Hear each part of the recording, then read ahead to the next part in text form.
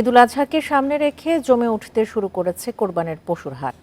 বড় গরুর চেয়ে মাঝারি পশুর চাহিদা বেশি। দাম নিয়ে ক্রেতা ও বিক্রেতাদের মধ্যে রয়েছে মিশ্র প্রতিক্রিয়া। সীমান্ত দিয়ে গরু প্রবেশ ঠেকাতে সতর্ক প্রশাসন। ঈদুল আজহার বাকি কয়েকদিন, এরই মধ্যে লক্ষ্মীপুরের ৫ উপজেলার ৬৩টি স্থায়ী ও অস্থায়ী পশুর হাট বসেছে। গতবারের চেয়ে এবার মাঝারি গরু ২০ থেকে ২৫ হাজার টাকা বেশি দামে বিক্রি হচ্ছে। গত বছর থেকে দাম কিন্তু এখনো এই সহানুভূতির ভিতরে আছে, দাম বাড়তিও না কম না, ক্রেতাদের সাধ্যের ভিতরে আছে। এবার সব রকমের গরু আসে, আলাদা দিলে অনেক জায়গাতে গরু আসে। এটা তো বড় বাজার, এটার স্যার বাজার বাংলাদেশের নাই। পার্বত্য জেলা খাগড়াছড়িতে ৫২টি স্থানে বসেছে পশুর হাট। স্থানীয় চাহিদা মিটিয়ে পশু যাচ্ছে দেশের বিভিন্ন প্রান্তে। তবে যশোরের শার্শার ৭ মাইল পশুর হাট এখনো জমেনি।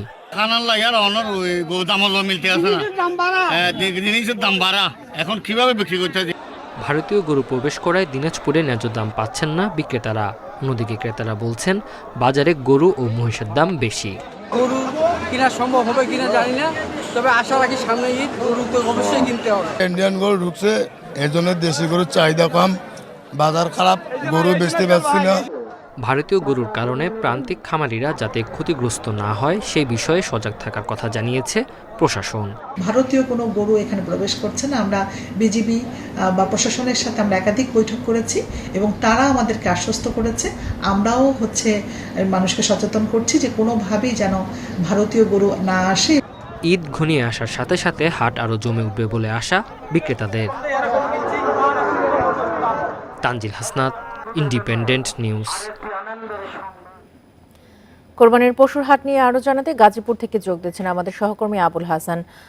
হাসান, পশুর হাটের পরিস্থিতি কেমন দেখছেন, দাম কেমন দেখছেন পশুর?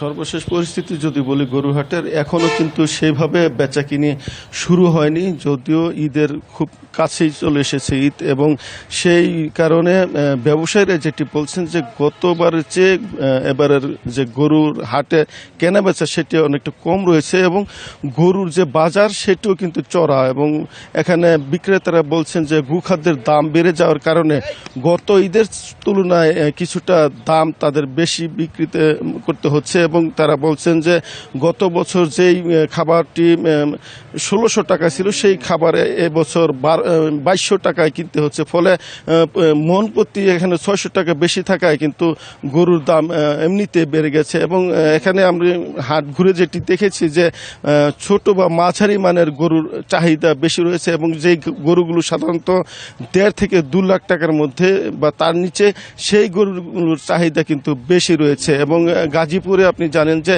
সর্বমোট সিটি কর্পোরেশন সহ জেলায় ৮০টি হাট বসেছে, এবং সেই হাটগুলোতে বিভিন্ন জেলা থেকে গরু আসছেন, এবং এই হাটগুলোতে গরু আসার পরে কিন্তু ঈদের হয়তো ১ বা ২ দিন আগে এই হাটগুলোতে জমজমাট বেচা কেনা হবে এরকমটা আশা করছেন ব্যবসায়ীরা।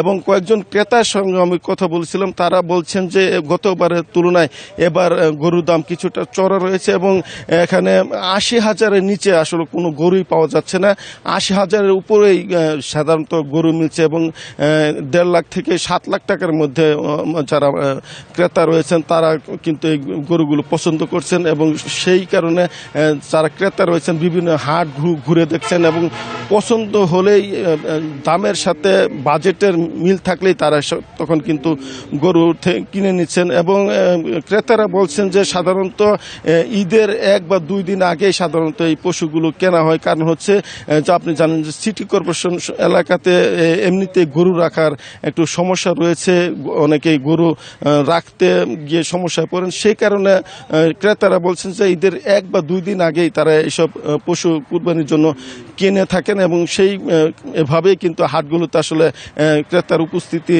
বাড়বে। এবং এখানে যেহেতু ঈদের বেশ কয়েকদিন বাকি রয়েছে, বিক্রেতারা আশা করছেন যে শেষ মুহূর্তে আসলে এই হাটগুলোতে জমজমাট বেচাকেনা হবে। আমি যে হাটটিতে এসেছি সেইখানে কিন্তু বেশিরভাগ গরু বৃহত্তর পাবনা বা উত্তরাঞ্চল থেকে নিয়ে আসা হয়েছে, এবং সেই গরুগুলো এখানে রাখা হয়েছে। ক্রেতারা বলছেন যে এখানে বিক্রেতারা বলছেন যে এখনো সেভাবে বেচাকেনি শুরু হয়নি। এবং এখানে যারা হাট ইজারাদার রয়েছেন তাদের সঙ্গে কথা বলছিলাম, তারা যেটি অভিযোগ করেছেন এখনও যে জাল মেশিন, যেগুলো শনাক্তকরণ মেশিন রয়েছে, সেগুলো অনেক হাটেই সরবরাহ করা হয়নি। যদিও জেলা প্রশাসক আমাদেরকে জানিয়েছেন যে হাটগুলোতে যাতে পর্যাপ্ত নজরদারি বা নিরাপত্তা থাকে সেই ব্যাপারে তারা সম্পূর্ণ প্রস্তুতি নিয়েছেন। এবং তিনি বলছেন যে ব্যাংকগুলোর পক্ষ থেকে এই হাটগুলোতে যাতে জাল নোটের সরাসরি না হয় সেই ব্যাপারে তাদের মেশিন সরবরাহ করার কথা রয়েছে, এবং সেই মেশিনের মাধ্যমে এখানে জাল নোট শনাক্তকরণের ব্যবস্থা থাকবে। এছাড়া নিরাপত্তায় কিন্তু পুলিশ প্রশাসনের পাশাপাশি আনসার সদস্যরাও থাকবে, এরকমটি আমরা জেনেছি। এবং হাটগুলোতে যাতে রুগ্ন বা কোনো অসুস্থ পশু না প্রবেশ করতে পারে সেই ব্যাপারে পশু সম্পদ যে জেলা পশু সম্পদ অফিস রয়েছে তারা দেখভাল করবে বলে আমরা জেনেছি। এই ছিল গাজীপুরের হাটের সর্বশেষ খবর। গাজীপুর থেকে জানাচ্ছিলেন আমাদের সহকর্মী আবুল হাসান। কোরবানির হাট কাঁপাতে আসছে প্রায় 30 মণ ওজনের ষাঁড় জায়েদ খান। ফ্রিজিয়ান জাতের এই গরুটি এবার পশুর হাটের অন্যতম আকর্ষণ বলছেন খামার মালিক।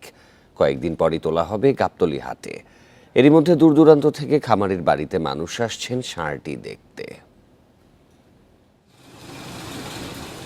গাজীপুর সিটি কর্পোরেশনের কাউলতি এলাকার বাসিন্দা আক্তার হোসেন স্থানীয় কৃষকদের কাছ থেকে কিনে গত 1 বছর ধরে লালন পালন করেছেন ফ্রিজিয়ান জাতের একটি ষাঁড়। অন্য গরু বা মানুষ দেখলে ডিগবাজি দিতে চায় ষাঁড়টি। এমন চঞ্চল স্বভাবের কারণে এর নাম রাখা হয় জায়েদ খান। এরই মধ্যে গরুটিকে দেখতে অনেকে ভিড় করছেন। গরুটা দেখতে এসেছি, জায়েদ খান বড় গরু, অনেক গরুটাও ভালো লাগছে দেখতে। এত বড় একটা গরু পালছে, ঈদের সময় বিক্রি করব। আমাদের অনেক ভালো লাগে, এত বড় গরু আমরা দেখি নাই কখনো। এই গরুটার নাম রাখছে তার এই গরুর যে মালিক তার ছেলে জাহিদ খান। প্রতিদিন গরুটিকে ঘাস, খড় ও দানাদার 1,500 টাকার খাবার খাওয়ানো হয়। অস্বাস্থ্যকর ও মানুষের জন্য ক্ষতিকর কোনো কিছুই এটিকে খাওয়ানো হয় না। আমি অনেক ভালোবাসি, হ্যাঁ স্টাইল খুব ভালো লাগে, তাই ভালোবাসে গরুর নামটা জায়েদ খান রাখছি। প্রত্যেকদিন সকালবেলা খের ঘাস এগুলো কেটে দেওয়া হয় যাতে গরু ভালোভাবে খেতে পারে। খামারি আক্তার হোসেন জানান, ঈদে বিক্রির জন্য ষাঁড়টিকে গাবতলী পশুর হাটে নেওয়া হবে। বর্তমানে এর ওজন প্রায় 30 মণ। ফ্রিজিয়ান জাত গরু, খুব ভালো গরু। আশা করি এটা ওজন 30 মণ হবে। যার পছন্দ হবে আপনার তার নগের আলোচনার মাধ্যমে আমি এটা বিক্রি করে দেব। ঈদের মধ্যে আমার আশা আছে। ষাঁড় জায়েদ খানের দাম হাঁকা হচ্ছে 8.5 লাখ টাকা। Independent news. কোরবানির পশু পরিবহনে চাঁপাইনবাবগঞ্জ ও জামালপুরে বুধবার থেকে চালু হয়েছে বিশেষ ট্রেন। ব্যবসায়ীরা বলছেন, ট্রেনে পশু পরিবহনে খরচ কমার পাশাপাশি এড়ানো যাবে যানজটের ভোগান্তি। এতে খুশি ব্যবসায়ী ও খামারিরা। আর অবিকৃত গরু ঢাকা থেকে ফিরিয়ে আনতে ফিরতি ট্রেনের দাবি তাদের। ম্যাঙ্গো স্পেশাল ট্রেনের সঙ্গে যুক্ত হয়ে এবার চালু হলো কোরবানির পশুবাহী বিশেষ ট্রেন। বুধবার সন্ধ্যা 6টায় চাঁপাইনবাবগঞ্জের স্টেশন থেকে ছেড়ে যায় ট্রেনটি। প্রথম দিনে 4টি ওয়াগনে 71টি গরু ও 9টি ছাগল পরিবহন করা হয়। কম খরচে পশু পরিবহন করতে পেরে ব্যবসায়ী ও খামারিরা সন্তুষ্ট। যেহেতু ঈদের আর বেশি দিন নাই, সেহেতু যদি একটা গরু অসুস্থ হয়ে যায় আমাদের অনেক টাকা লস হয়ে যায়। ওই জন্য আমরা ট্রেনকে বাছাই করেছি। ঝুঁকি ঝামেলা কম আমাদের, আর খরচটাও কম। তাছাড়া কম সময়ের মধ্যে আমরা কিন্তু পশুগুলো পরিবহন করতে পারি। জামালপুরের ইসলামপুর বাজার স্টেশন থেকে 25টি ওয়াগনে 400 গরু নিয়ে ঢাকার উদ্দেশ্যে রওনা দেয় কুরবানির পশুবাহী ট্রেন। এতে খরচ কমার পাশাপাশি যানজট এড়ানো যাবে বলে ভোগান্তি কমবে, এমনটাই বলছেন গরু ব্যবসায়ী ও খামারিরা। টাকা নিয়ে গেলে পরে গরুর রিক্সে বেশি হয়, খুব কষ্ট লাগে। এবার আবার ট্রেনে গেলে পরে গরু খুব নিরাপত্তা থাকে। 18 ফুটের টাক নিলে 22,000 টাকা খরচ যা, 16 গরু 22,000 টাকা, আর ট্রেনে নিয়ে গেলে 8,000 টাকা খরচ। প্রতিটি ওয়াগনে নেওয়া যাবে 16টি গরু। গরু প্রতি পরিবহনে খরচ পড়বে 500 টাকা। অবিকৃত গরু যদি তাদের পরিমাণটা বেশি হয়, যে আমাদের 8-10টা ওয়াগন ফুল বুক হবে, এরকম যদি হয় আমরা অবশ্যই কর্তৃপক্ষের সাথে কথা বলবো এবং তাদের ব্যবস্থা আমরা করে দিব। এবং এর কম হলে আসলে আমাদের গাড়ি চালানোর মতো ক্যাপাসিটি থাকে না। এবার জামালপুর জেলা থেকে 3টি ট্রেনের 58টি ওয়াগনে 968টি গরু যাবে ঢাকায়। অবিকৃত গরু ঢাকা থেকে ফিরিয়ে আনতে ফিরতি ট্রেনের দাবি ব্যবসায়ীদের। তাপস সরকার, ইন্ডিপেন্ডেন্ট নিউজ। ঢাকায় কোরবানির হাটে ডিজিটাল লেনদেনের মাধ্যমে সুবিধা পাবেন ক্রেতা বিক্রেতারা। এতে হাটে নগদ অর্থ চুরি ছিনতাইয়ের ঝুঁকি কমবে। ঢাকা উত্তর ও দক্ষিণ সিটির পাশাপাশি খামারগুলোতেও এবার এই ডিজিটাল লেনদেনের সুবিধা থাকছে। রাজধানীতে কোরবানির পশুর হাটে ক্রেতা বিক্রেতাদের মধ্যে লেনদেন হয় প্রায় 20,000 কোটি টাকা। এই লেনদেনের প্রায় সবই হতো নগদ অর্থে। এতে নগদ টাকা হারিয়ে যাওয়া বা চুরি ছিনতাইয়ের ঘটনাও ঘটে। এই ঝামেলা দূর করতে ডিএনসিসির 6টি হাটে চালু করা হয়েছে ডিজিটাল লেনদেন। বাংলাদেশ ব্যাংক এবং ঢাকা উত্তর সিটির যৌথ উদ্যোগে এই ডিজিটাল লেনদেনের ব্যবস্থা করা হয়েছে। এতে অংশ নিচ্ছে আইএফআইসি সহ 7টি ব্যাংক এবং নগদ ও বিকাশ। আমি যদি ব্যাংকের মাধ্যমে আমার শাখা ট্রান্সফার করতে পারি, মনে করেন ওখান থেকে আমি ঈদের পর তুললাম, রাস্তার ভিতরে ছিনতাই, এই চুরি হওয়া, চাকু পাকু ধরে টাকা কেটে, এইগুলো আমাদের নিরাপদ ভয় থাকতে পারে আমাদের, আমরা যে ওখান থেকে টাকাটা তুলে নিতে পারবো। ডিজিটাল লেনদেন ব্যবস্থায় হাটে থাকা বিভিন্ন আর্থিক প্রতিষ্ঠানের মাধ্যমে বিক্রেতার অ্যাকাউন্টে তাৎক্ষণিক চলে যাবে টাকা। I am giving you assurance যে আমরা সকল ধরনের রিস্ক ফ্যাক্টর যেগুলো আছে সেগুলি কগনিজেন্স নিয়েই কিন্তু আমরা এই পুরোপুরি লঞ্চ করেছি। এখানে রিস্ক ফ্যাক্টরটা একদম জিরো বললেই চলে। বুধবার গুলশানের নগর ভবনে এই ডিজিটাল লেনদেন ব্যবস্থার উদ্বোধন করে নগরবাসীকে হাটে ডিজিটাল লেনদেন করার অনুরোধ জানান উত্তর সিটি মেয়র। আমি আপনাদেরকে অনুরোধ করব, আপনারা অযথা টাকা আনবেন না। আপনাদের যদি ক্রেডিট কার্ড থাকে, এমএফএস থাকে, বাংলা কিউআর থাকে, সবগুলাই হাটের মধ্যে থাকবে। আপনাদেরকে অনুরোধ করব, আপনারা আসুন এবং নিরাপদে আপনারা যেরকম করে এসে গরু কিনতে পারবেন, ঠিক প্রান্তিক জনগোষ্ঠী যারা আছেন আপনারাও নিরাপদে আপনাদের টাকা আপনাদের এলাকাতে আপনারা নিয়ে যেতে পারবেন। 2022 সালে বাংলাদেশ ব্যাংক এই উদ্যোগের পাইলট কার্যক্রম চালু করে, যেখানে 33 কোটি টাকা লেনদেন হয়। গত বছর লেনদেন হয় 44 কোটি, আর চলতি বছর লেনদেনের লক্ষ্য ধরা হয়েছে 70 কোটি টাকা। Adilur Rahman, independent news, Dhaka.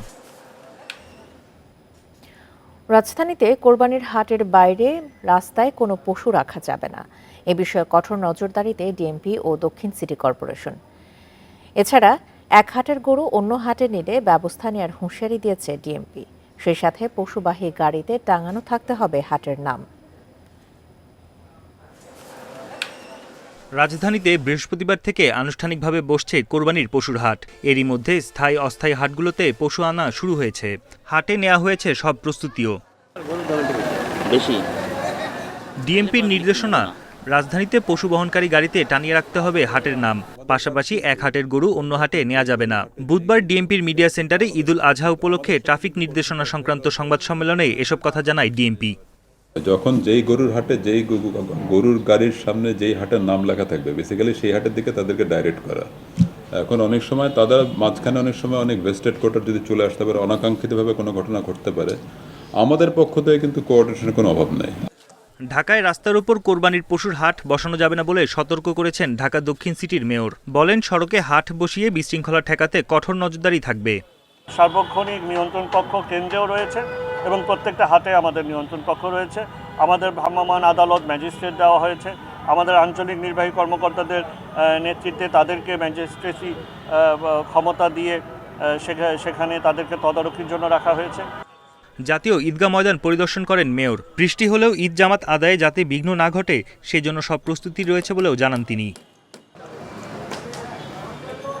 বন ইবনে কামাল, ইন্ডিপেন্ডেন্ট নিউজ, ঢাকা। 6 ঘন্টার মধ্যে উত্তর আর 24 ঘন্টার মধ্যে দক্ষিণ সিটি কোরবানির বর্জ্য অপসারণ হবে, এমন ঘোষণা ঢাকার 2 মেয়রের। ঈদের এই সময় স্বাভাবিকের চেয়ে 42,000 মেট্রিক টন বর্জ্য বেশি তৈরি হয়। ঈদের দিন দুপুর 2টা থেকে 2 সিটির প্রায় 20,000 কর্মী কাজ শুরু করবে। ব্যবস্থাপনা সুষ্ঠু করতে নগরবাসীকে আগেই দেয়া হবে 11,60,000 পলি ব্যাগ। পশু কোরবানির পর সবচেয়ে বড় চ্যালেঞ্জ বর্জ্য অপসারণ। গেল কয়েক বছর ধরে 24 ঘন্টার মধ্যে রাজধানী পরিচ্ছন্ন করার কাজ সফলভাবেই করেছে 2 সিটি কর্পোরেশন।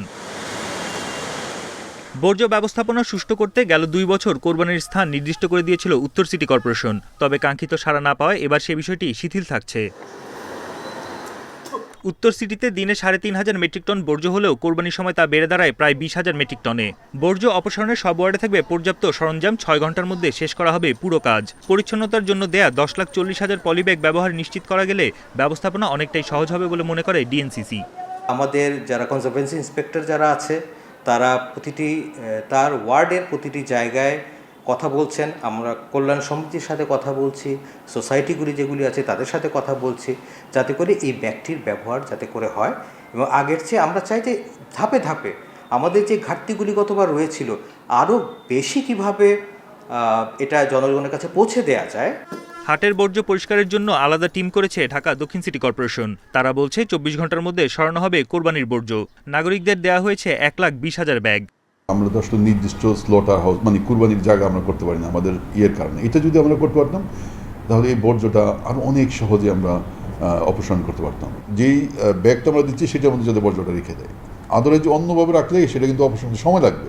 এখন আপনার এই যে যদি ছড়ায় ছিঁড়ে রেখে দেয় সেটাকে ওয়াশ আউট করতে কিন্তু অনেক সময় লাগবে। দক্ষিণ সিটিতে স্বাভাবিক সময়ে ৩,০০০ হলেও কোরবানির বর্জ্য তৈরি হয় অতিরিক্ত ২২,০০০ মেট্রিক টন। ২ দিনের মধ্যে কোরবানি শেষ করার আহ্বান জানিয়েছে ২ সিটি কর্পোরেশন। বনি ইবনে কামাল, ইন্ডিপেন্ডেন্ট নিউজ, ঢাকা। প্রিয়জনদের সাথে ঈদ উদযাপনে রাজধানী ছাড়ছে নগরবাসী। সকাল থেকেই রেলওয়ে স্টেশন ও বাস টার্মিনালগুলোয় রয়েছে যাত্রীদের ভিড়। কর্মদিবস হওয়ায় পরিবারের সদস্যদের আগেই পাঠিয়ে দিচ্ছেন অনেকে। এছাড়া ছুটি শুরু হওয়ায় শিক্ষার্থীদেরও ভিড় বেড়েছে। সকালে কমলাপুর রেলওয়ে স্টেশনে দেখা যায় যাত্রীদের চাপ। বসার জায়গা না পেয়ে প্ল্যাটফর্মে দাঁড়িয়ে ট্রেনের জন্য অপেক্ষা করতে দেখা যায় অনেক যাত্রীদের। কর্তৃপক্ষ জানিয়েছে টিকিট ছাড়া কাউকে প্ল্যাটফর্মে ঢুকতে না দেওয়ায় এবারের ঈদযাত্রা স্বস্তিদায়ক।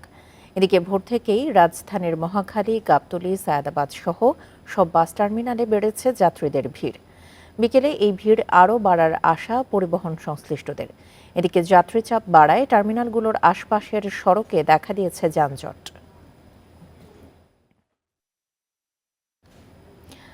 টাঙ্গাইলের এলেঙ্গা থেকে বঙ্গবন্ধু সেতু পর্যন্ত ১৩.৫ কিলোমিটার পথ এখনও দুর্ভোগের কারণ। কয়েকবার সময় বাড়িয়েও রাস্তাটি ৪ লেনে উন্নীতকরণ শেষ হয়নি ৫ বছরে। ফলে এবারও ঈদযাত্রায় যানজটের শঙ্কায় চালক যাত্রীরা। যদিও মহাসড়কে যানবাহন চলাচল নির্বিঘ্ন রাখতে নানা পদক্ষেপের কথা জানিয়েছে পুলিশ। ঢাকা টাঙ্গাইল মহাসড়কে ৪ লেনের সুবিধা নিয়ে উত্তরবঙ্গগামী যানবাহন নির্বিঘ্নে পৌঁছায় এলেঙ্গা পর্যন্ত, কিন্তু বঙ্গবন্ধু সেতু পর্যন্ত ৪ লেন প্রকল্প কয়েকবার সময় বাড়িয়েও শেষ হয়নি ৫ বছরে। ঈদুল আজহায় বিপুল সংখ্যক পশুবাহী ট্রাক চলাচল করে এই পথে। তার উপর ঘরমুখী মানুষের চাপে ১৩.৫ কিলোমিটার এই পথ হয়ে ওঠে ভোগান্তির কারণ। কুরবানির ঈদ সেই হিসাবে গরুর গাড়ি ঢুকবে, সেই হিসাবে যানজট হবে। একটু জাম লাগলে অন্য গাড়ির ড্রাইভার দেয় ঢুকা দেয়। ঠিকাদারি প্রতিষ্ঠানের দাবি নির্মাণাধীন ১৩ কিলোমিটারের মধ্যেই ৮ কিলোমিটারে ৪ লেনের সুবিধা দেওয়া হবে। এতে যান চলাচল অনেকটাই সহনীয় থাকবে। খুব দ্রুত গতিতে কাজ চলছে। ইনশাল্লাহ খুব শীঘ্রই আমরা আরও ৪ কিলোমিটার রাস্তার কাজ সম্পূর্ণ করে ফেলব বলে আশা করছি। এবছর ঘরমুখী মানুষ খুব স্বাচ্ছন্দ্যে ঈদ করবে বলে আমরা আশা করছি। এরই মধ্যে যানজট প্রবণ এলাকা চিহ্নিত করেছে পুলিশ। সেসব এলাকায় যান চলাচল সুশৃঙ্খল রাখতে কাজ করবে আইন শৃঙ্খলা বাহিনীর ৭ শতাধিক সদস্য। উত্তরবঙ্গমুখী একমুখী করে রাখি এই সময়টাতে, এবং উত্তরবঙ্গ থেকে ঢাকামুখী যে গাড়িগুলো আসে সেগুলোকে আমরা বঙ্গবন্ধু সেতু পূর্ব থানা গোলচক্কর থেকে বোয়াপুর হয়ে বোয়াপুর লিঙ্ক রুট দিয়ে আমরা ঢাকা পাঠিয়ে দেই। এবছরে একই পরিকল্পনা হাতে নিয়েছি। এই মহাসড়ক দিয়ে চলাচল করে ২১ জেলার যানবাহন।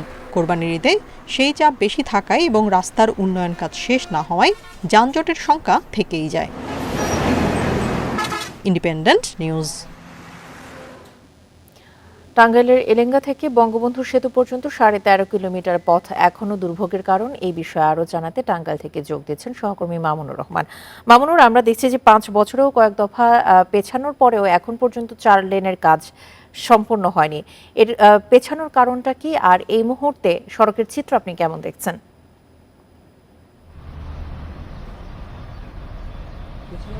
কারণটা হচ্ছে এই বঙ্গবন্ধু এলেঙ্গা থেকে হচ্ছে এলেঙ্গা থেকে বঙ্গবন্ধু সেতু। এই প্রকল্পের কাজটা শুরু হয়েছে অনেক পরে, অর্থাৎ সড়ক ও এই প্রকল্পের যিনি প্রকল্প পরিচালক হয়েছেন তিনি যেটা জানিয়েছেন যে এখানে রিটেন্ডার করতে হয়েছে, অর্থাৎ পুনর্দরপত্র আহ্বান করতে হয়েছে, কারণ এই অংশে কাজটা শুরু হয়েছে 2022 সালে, কিন্তু মূল কাজটা শুরু হয়েছে 2019 সালে, অর্থাৎ 3 বছর কিন্তু এমনিতে এখানে রয়েছে আর এখন পর্যন্ত শেষ হয়নি।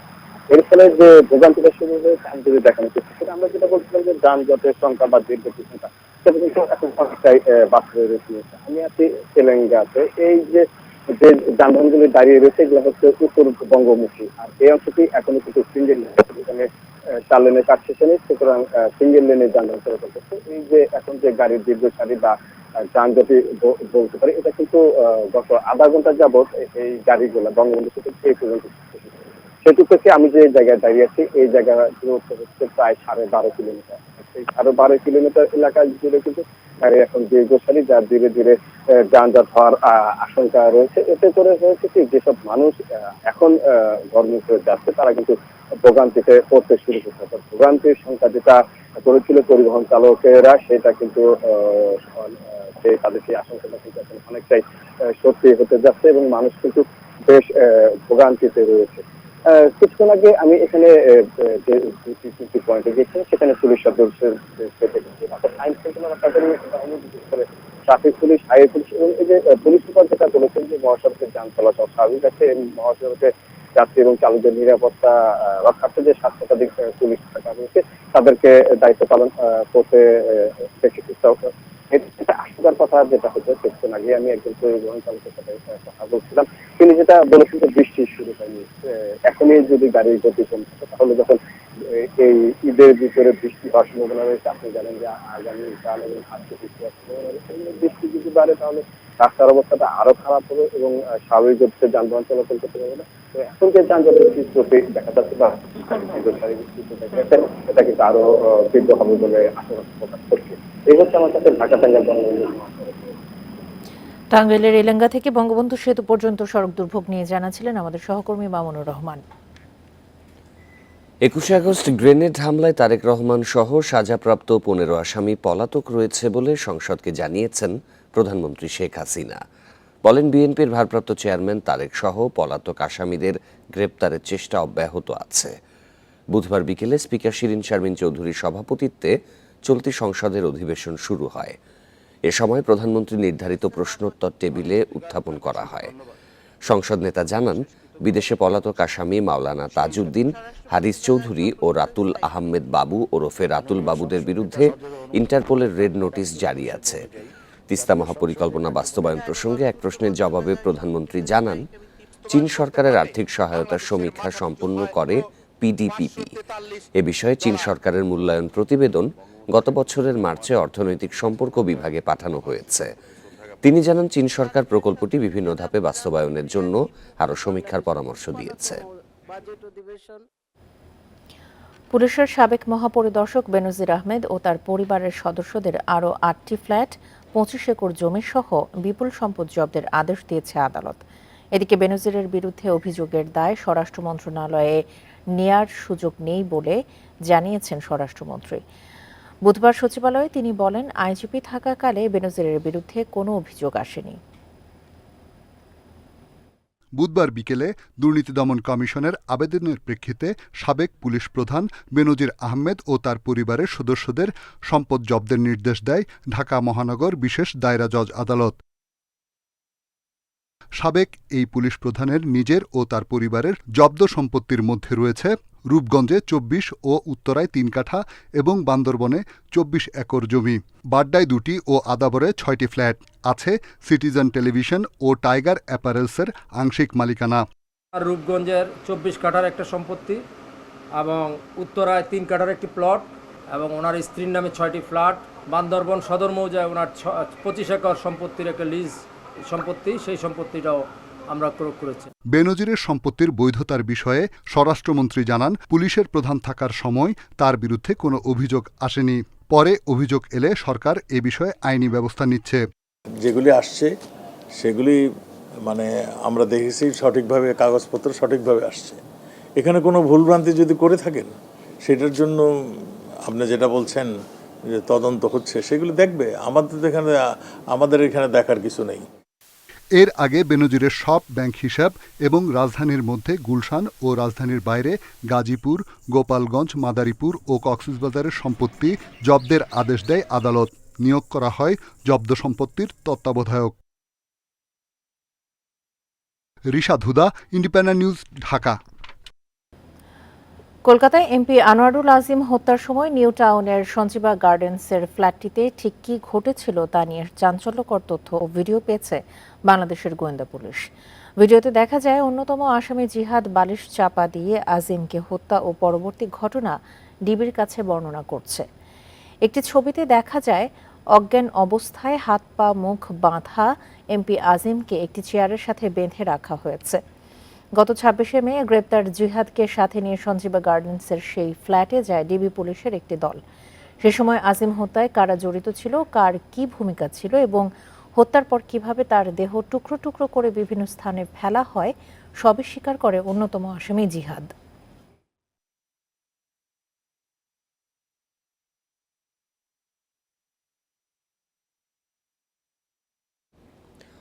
এমপি আজিম হত্যার সঠিক তদন্ত চলছে বলে জানিয়েছেন স্বরাষ্ট্রমন্ত্রী আসাদুজ্জামান খান। বুধবার সাংবাদিকদের তিনি বলেন, এই হত্যাকাণ্ডে জড়িতদের খুঁজে বের করা হচ্ছে। এর আগে মন্ত্রীর সাথে সাক্ষাৎ শেষে এমপি আজিমের মেয়ে ডরিন জানান, ডিএনএ টেস্টের জন্য তিনি প্রস্তুত। কলকাতার নিউ টাউনের ফ্ল্যাটে সংসদ সদস্য আনোয়ারুল আজিম হত্যাকাণ্ডের ঘটনায় তোলপাড় পুরো দেশ। এরই মধ্যে ঝিনাইদহ জেলা আওয়ামী লীগের সাধারণ সম্পাদক সাইদুল করিম মিন্টু সহ বেশ কয়েকজনকে আটক করা হয়। এদিকে মিন্টু ষড়যন্ত্রের শিকার দাবি করে মানববন্ধন করেন স্থানীয় আওয়ামী লীগ ও বিভিন্ন সহযোগী সংগঠনের নেতাকর্মীদের একাংশ। বুধবার দুপুরে সচিবালয়ে স্বরাষ্ট্রমন্ত্রীর সাথে সাক্ষাৎ করতে আসেন এমপি আজিমের মেয়ে। সাক্ষাৎ শেষে তিনি জানান, কোনো চাপের মুখে যেন বিচার বাধাগ্রস্ত না হয়। যাদের সাথে এদের কমিউনিকেশন, যাদের সাথে টাকা লেনদেনের কথা হয়েছে, ফোনে কথা হচ্ছে, দেখা করছে, এই যে এইগুলো তদবির, এগুলো করলে তো আসলে মূল যে হত্যাকারী তাদেরকে তো আসলে ছাড়া পেয়ে যাবে, যেটা আমি বলতে পারি। পরে স্বরাষ্ট্রমন্ত্রী জানান, হত্যাকাণ্ডের সাথে যারা জড়িত তাদের প্রত্যেককে খুঁজে বের করা হচ্ছে। কোনো চাপচুপ নাই। আমরা সঠিক পদ্ধতিতে ইনকোয়ারি হচ্ছে এবং আমরা মনে করি ইনকোয়ারিটা হওয়ার পরেই আমরা সব কিছু বলবো, কার উদ্দেশ্য কি ছিল, এগুলো সব আমরা পরে জানাবো। এ ঘটনায় দুটি মামলা হয়েছে, একটি কলকাতায়, অন্যটি ঢাকায়। নূরে আলম, ইন্ডিপেন্ডেন্ট নিউজ, ঢাকা। গ্রামীণ টেলিকমের কর্মীদের অর্থ আত্মসাতের মামলায় ডক্টর ইউনূসের বিচার শুরু করেছে আদালত। বুধবার ঢাকার বিশেষ জজ 4-এর আদালতে ইউনূস সহ 14 আসামির বিরুদ্ধে অভিযোগ গঠন করে সাক্ষ্য গ্রহণের তারিখ নির্ধারণ করা হয়। আদালতের আদেশের পর ডক্টর ইউনূস সাংবাদিকদের বলেন, মামলায় জড়িয়ে তাকে হয়রানি করা হচ্ছে। এছাড়া আদালতে অপরাধ প্রমাণের আগেই প্রায় আধা ঘন্টা লোহার খাঁচায় থাকতে হওয়ায় ক্ষোভ জানান এই নোবেলজয়ী। গ্রামীণ ব্যাংকের প্রতিষ্ঠাতা ডক্টর ইউনূস একসময় গণমাধ্যম এড়িয়ে চললেও এখন পরিস্থিতি ভিন্ন। বিভিন্ন মামলায় আদালত অঙ্গনে যাতায়াত বাড়ার সাথে সাথে তিনিও বিভিন্ন বিষয়ে ক্ষোভ ও আক্ষেপ জানাচ্ছেন সাংবাদিকদের। বুধবার গ্রামীণ টেলিকমের শ্রমিকদের 25 কোটি 22 লাখ টাকা আত্মসাৎ মানি লন্ডারিংয়ের মামলায় অভিযোগ গঠন করেন ঢাকার বিশেষ জজ সৈয়দ আরাফাত হোসেন। এ সময় প্রায় 20 মিনিট আদালতের লোহার খাঁচায় থাকেন ডক্টর ইউনূস সহ আসামিরা। এতে ক্ষোভ জানিয়ে বিষয়টিকে পশুসুলভ আচরণের সাথে তুলনা করেন ডক্টর ইউনূস। একটা হলো আমি সুদখোর, একটা হলো যে আমি দেশের শত্রু, আমি পদ্মা সেতুর অর্থ আটকে দিয়েছি, আমি চারদিকে ষড়যন্ত্র করে বেড়াই। এগুলো হলো হয়রানি, যে কথার কথা বলেই যাচ্ছে। এটা আমাকে জোর করে গ্রামীণ ব্যাংক থেকে বের করে দেওয়া হলো। এরকম প্রতি বছর নতুন নতুন কাহিনী রচনা হলো, এগুলো তো চলছেই। এই মামলায় সাক্ষী মোট 31 জন। আগামী 15 জুলাই ডক্টর ইউনূসের বিরুদ্ধে প্রথম সাক্ষ্য গ্রহণের দিন ধার্য করেছেন আদালত। মামলায় তাড়াহুড়ো করা হচ্ছে অভিযোগ করে ন্যায় বিচার পেতে উচ্চ আদালতে যাবার কথা জানালেন ডক্টর ইউনূসের আইনজীবী। কোর্টকে অনুরোধ করেছি ন্যায় বিচারের জন্য স্বাভাবিক নিয়মের মাধ্যমে মামলার ডেট দেওয়ার জন্য, দ্রুত গতিতে না দেওয়ার জন্য। তারপরে সরকার পক্ষ বারে বারে চেষ্টা করছে মামলাটাকে অতি দ্রুত সমাপ্তি করার জন্য। এদিকে রাষ্ট্রপক্ষ বলছে একজন নোবেলজয়ীকে হয়রানি বা অসম্মান করা মামলার উদ্দেশ্য নয়, দুর্নীতির অভিযোগের আইনগত ভিত্তি আছে বলেই অভিযোগ গঠন করেছেন আদালত। বাঘের খাঁচার মধ্যে ওনাকে কোনোদিনই ঢুকানো হয় না, ওনাকে প্রত্যেক দিনই বলা হয় আপনি বসেন এবং আপনি আমাদের সাথে থাকেন, বসেন। কিন্তু তিনি অন্যান্য আসামি তাদের সাথে সহমর্মিতা প্রকাশ করে উনি ঢুকে যান। দুর্নীতির এই মামলায় দোষী সাব্যস্ত হলে সর্বোচ্চ যাবজ্জীবন কারাদণ্ডের বিধান রয়েছে আসামিদের। Zahidul Bashar, independent news, Dhaka. বাজেটে কর সুবিধা বাতিলের প্রস্তাবে জাপানি অর্থনৈতিক অঞ্চলে 2টি কারখানা নির্মাণ বন্ধ রেখেছেন বিদেশি বিনিয়োগকারীরা। নীতির ধারাবাহিকতা না থাকা নিয়ে প্রশ্ন তুলেছেন আরও অনেক বিদেশি উদ্যোক্তা। উদ্বিগ্ন দেশি বিনিয়োগকারীরাও। এই অবস্থায় দীর্ঘমেয়াদে বড় ক্ষতির আশঙ্কা করছে অর্থনৈতিক অঞ্চল কর্তৃপক্ষ বেজা।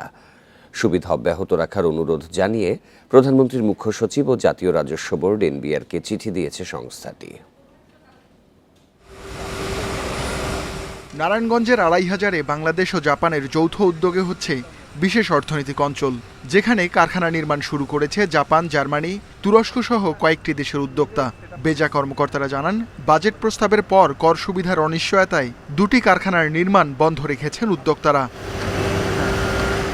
পরিকল্পিত শিল্পায়ন বাড়াতে সারা দেশে সরকারি ও বেসরকারি খাতে 100 অর্থনৈতিক অঞ্চল গড়ে তোলার উদ্যোগ বাস্তবায়ন করছে সরকার। বিনিয়োগ পেতে আয়করে 10 বছর মেয়াদি ছাড় ও শুল্কমুক্ত সুবিধায় আমদানির সুযোগ দেয় সরকার। 2024-25 অর্থবছরের বাজেটে বেসরকারি অঞ্চলের সুবিধা বাতিল করার প্রস্তাব করেছেন অর্থমন্ত্রী।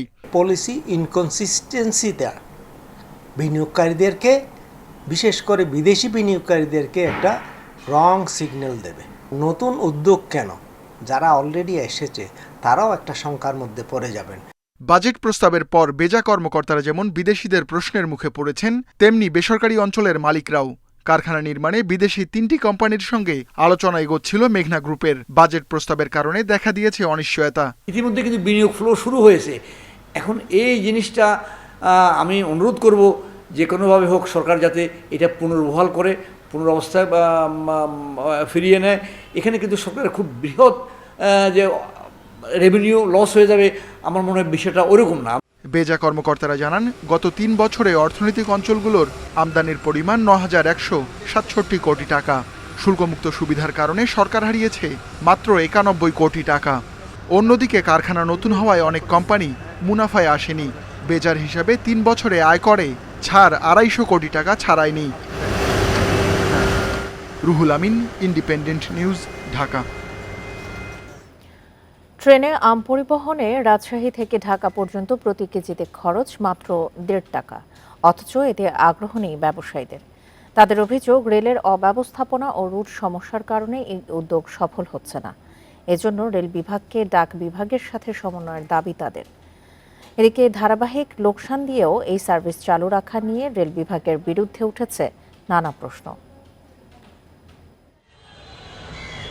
আম পরিবহনে 2020 সাল থেকে রহনপুর, চাঁপাইনবাবগঞ্জ ও রাজশাহী হয়ে ঢাকায় যাতায়াতে ম্যাঙ্গো স্পেশাল ট্রেন সার্ভিস চালু করে রেল বিভাগ। প্রতি কেজি আম পরিবহনে খরচ 1 টাকা 47 পয়সা। এতেও সাড়া নেই ব্যবসায়ীদের। 173 টন ধারণ ক্ষমতার ট্রেনে এবারও প্রথম দিনে আম গেছে মাত্র 4.5 টন। ট্রেনে আম পরিবহনে নির্দিষ্ট গন্তব্যে পৌঁছাতে কয়েক দফা টাকা খরচের পাশাপাশি ভোগান্তির অভিযোগ ব্যবসায়ীদের। ট্রেনে পাঠালে হয় তাকে কমলাপুর অথবা বিমানবন্দর স্টেশন থেকে নিতে হয়। সেই ক্ষেত্রে তাদের কোনো ফিডব্যাক নাই যে কাস্টমারটাকে পাঠালাম তাকে যে তারা রিং দিবে বা SMS করবে, এ ধরনের কোনো দায়িত্ব তাদের নাই। লোকসান দিয়ে এই সার্ভিস চালু রাখায় উঠেছে নানা প্রশ্ন। তবে এই খাতকে লাভজনক করতে ডাক বিভাগের সাথে সমন্বয়ের দাবি ব্যবসায়ী নেতাদের। ডাক বিভাগ একেবারে বন্ধ অবস্থায় আছে, সেই ডাক বিভাগকে কাজে লাগার জন্য। তারই ফলশ্রুতিতে সচিব মহোদয় একটা কথা বলেছিল যে আমাদের সাথে এমইউ হচ্ছে এসএ পরিবহন আর সুন্দরবনের সাথে। যদি এসএ পরিবহন এবং সুন্দরবনের সাথে এমইউটা হয়ে থাকে, তাহলে কেন ব্যবসায়ীদেররা কাছে এই মেসেজটা পৌঁছাতে পারলো না? তার ব্যর্থতা কে নেবে? প্রতি বছর ধারাবাহিকভাবে লোকসান হলেও তা লাভজনক করতে তেমন পদক্ষেপের কথা জানাতে পারেননি কর্তৃপক্ষ। মাননীয় মন্ত্রী আমাদের রাজশাহীতে এসে আমাদের বিভাগীয় কমিশনার অফিসে আমাদের বিভিন্ন স্টেক হোল্ডার সংশ্লিষ্টদের সাথে শেয়ার করেছেন বিষয়টা। এটা একটা প্রচারের একটা অংশ হিসেবে, এবং এটা হবে আমরা আশা করি। আমরা মাত্র শুরু হয়েছে। 2020 সাল থেকে 23 সাল পর্যন্ত আম পরিবহন করে মোট আয় হয়েছে 46,29,140 টাকা। এর বিপরীতে 1,47,22,000 টাকা লোকসান গুনতে হয়েছে রেল বিভাগকে। Mustafizur Rahman, independent news, Rajshahi. ইউক্রেনের কিরকিভ শহরে রুশ ক্ষেপণাস্ত্র হামলায় অন্তত 9 জন নিহত হয়েছে। আবাসিক ভবনে চালানো এই হামলায় আহত হয়েছে 29 জন। আহতদের মধ্যে 5 শিশু রয়েছে। হামলায় ভবনটিতে আগুন ধরে যায়। কয়েক ঘন্টা চেষ্টায় তা নিয়ন্ত্রণে আনে ফায়ার সার্ভিস। ধ্বংসস্তূপের নিচে আটকা পড়াদের উদ্ধারে অভিযান চলছে। নিজ শহরে রুশ হামলার ঘটনায় নিহতদের প্রতি শোক জানিয়েছেন ইউক্রেনীয় প্রেসিডেন্ট ভলোদিমির জেলেনস্কি। এ সময় পশ্চিমা মিত্রদের কাছে আবার অস্ত্র সহায়তা চান তিনি। এদিকে কিরভিরি শহরে হামলার বিষয়ে এখনো কোনো মন্তব্য করেনি মস্কো।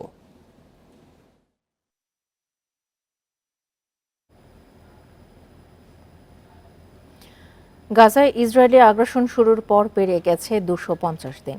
বুধবার সরকারি মিডিয়া অফিসের তথ্যানুযায়ী এ পর্যন্ত 15,694 জন ফিলিস্তিনি শিশু নিহত হয়েছে, আর বাবা মাকে হারিয়েছে 17,000 শিশু। নিখোঁজ 10,000 ফিলিস্তিনি। এছাড়া ইসরায়েলি হামলায় মোট 498 জন চিকিৎসাকর্মী ও 150 জন সাংবাদিক প্রাণ হারিয়েছে। গাজায় ফেলা হয়েছে 79,000 টন বিস্ফোরক।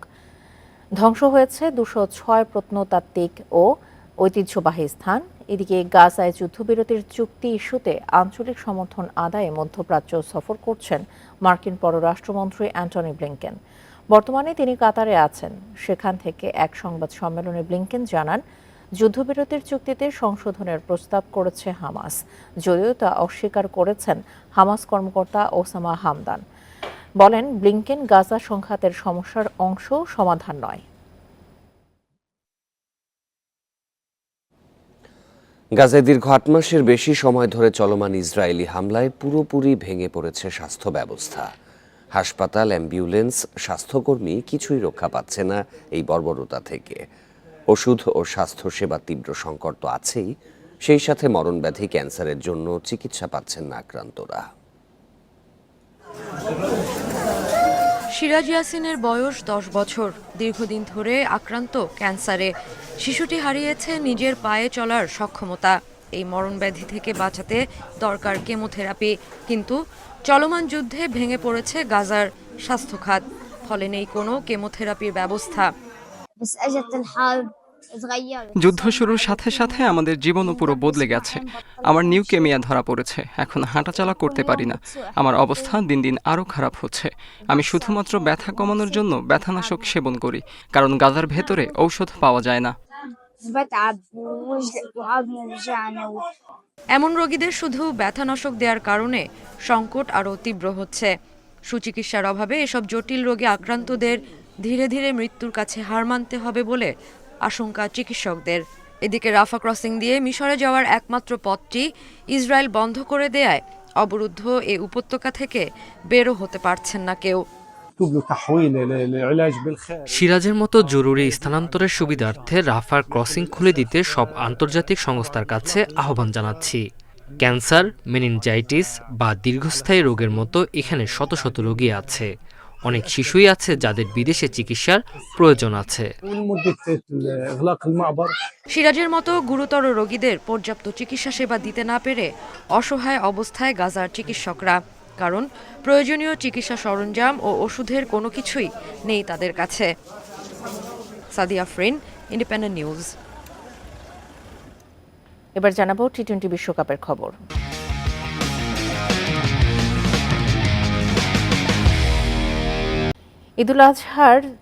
ঈদুল আজহার দিন 17 জুন প্রেক্ষাগৃহে মুক্তি পাবে শাকিব খানের ছবি তুফান।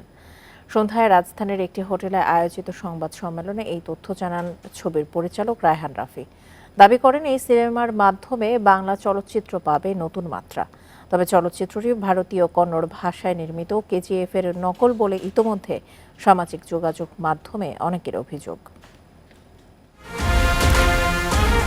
একজন গ্যাংস্টারের গল্পে তৈরি হয়েছে তুফান চলচ্চিত্রটি। উঠে এসেছে 90-এর দশকের চিত্র। সে সময়ে এক নামকরা গ্যাংস্টারের জীবন থেকে নেওয়া ঘটনাপ্রবাহ নিয়েই এগিয়ে যাবে তুফানের কাহিনী। তবে ছবির গল্পের প্রশ্নে মুখে কুলুপ এঁটেছেন ছবির পরিচালক।